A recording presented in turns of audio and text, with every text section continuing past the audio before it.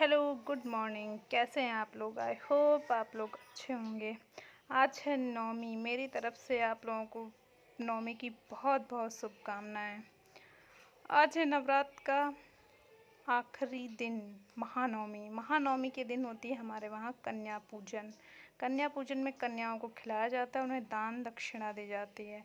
नवरात्र आखिर क्यों मनाए जाते हैं? ये 9 दिनों का महापर्व क्यों मनाया जाता है? इसके पीछे भी बहुत सारे कारण बताए हैं। बहुत लोगों ने बहुत सारे रीज़न बताए। एक बार गुरु बृहस्पति ने ब्रह्मा जी से पूछा कि ब्रह्मा जी, नवरात्र आखिर क्यों मनाए जाते हैं? तब ब्रह्मा जी ने उनसे बताया कि बहुत साल पहले एक गांव में एक ब्राह्मण और उनकी पुत्री सुमति रहते थे।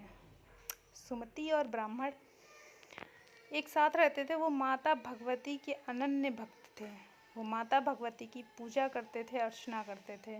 माता भगवती की उनके ऊपर कृपा थी कि वो माता भगवती की भक्ति में लीन थे।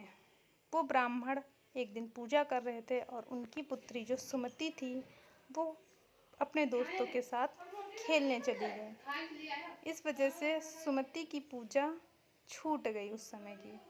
तो जब ब्राह्मण थे, उसको सुमति के ऊपर बहुत क्रोध आया। ब्राह्मण ने कहा, सुमति, तुमने आज माँ भगवती की पूजा छोड़ दी। तो सुमति ने कहा, हाँ, पूजा तो आज मेरी छूट ही गई, मुझसे भूल हो गई। ब्राह्मण को बहुत क्रोध आया अपनी पुत्री पे, क्योंकि वो माँ भगवती के भक्त थे। उन्हें लगता था कि उनकी पुत्री को भी उनके जैसे पूजा करनी चाहिए, और वो करती भी थी।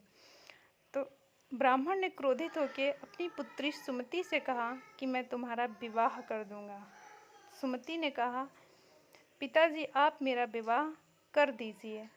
ब्राह्मण ने कहा, मैं तुम्हारा विवाह एक कोढ़ी और निर्धन ब्राह्मण से कर दूंगा। सुमति को भी क्रोध आया। सुमति ने कहा क्रोधित होकर, आप मेरी शादी क्या करेंगे किसी के साथ? मुझे तो वही मिलेगा जो मेरे भाग्य में लिखा हुआ है। ब्राह्मण ने सुमति की शादी कर दी। सुमति ने बहुत ही छोटे मन से शादी कर ली, और शादी करके वो अपने पति के साथ अपने ससुराल चली गई।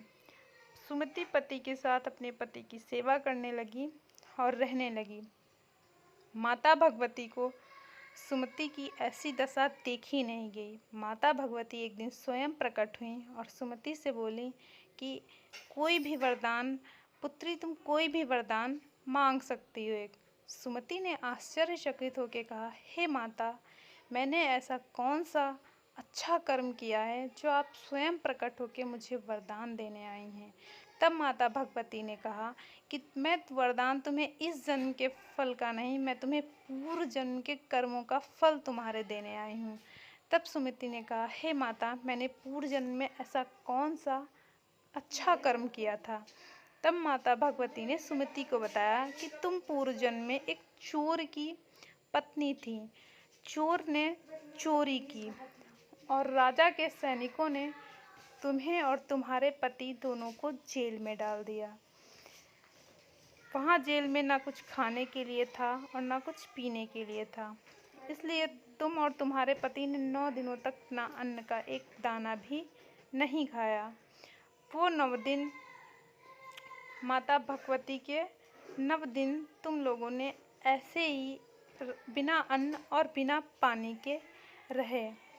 तो माता ने कहा, पुत्री, तुम कोई भी अपने उन कर्मों के फल के उसमें तुम कोई भी एक वरदान मांग सकती हो। सुमति ने कहा, हे माता, अगर आप मुझे वरदान ही देना चाहती हैं तो मेरे पति को ठीक कर दीजिए।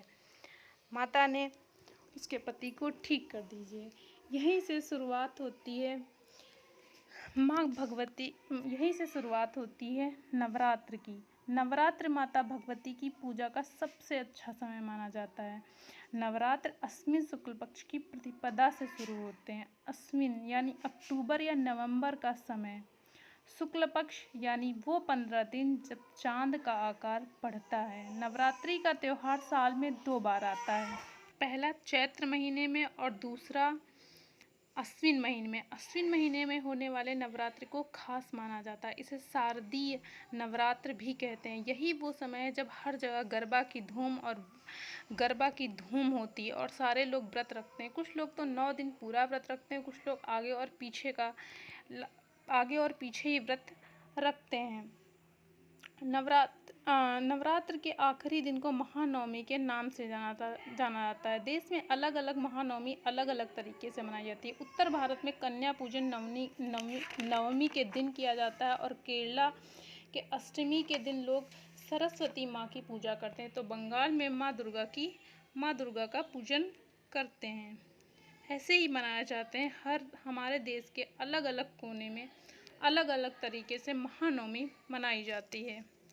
महानवमी का त्यौहार काफ़ी धूमधाम से मनाया जाता है।